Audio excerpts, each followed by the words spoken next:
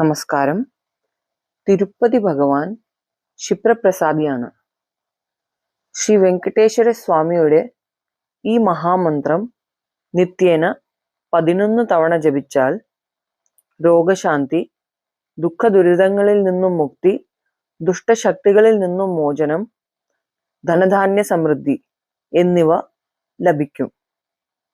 മന്ത്രമിതാണ്: ഓം നമോ വെങ്കടേശായ കാമിതാർത്ഥപ്രദായിനേ പ്രണതക്ലേശനാശായ ഗോവിന്ദായ നമോ നമഃ. ഓം നമോ വെങ്കടേശായ കാമിതാർത്ഥപ്രദായിനേ പ്രണതക്ലേശനാശായ ഗോവിന്ദായ നമോ നമഃ.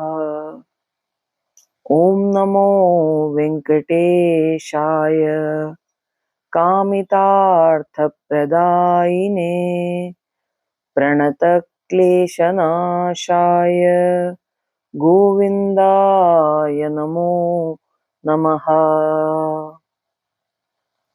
സർവം ശ്രീകൃഷ്ണാർപ്പണമസ്തു.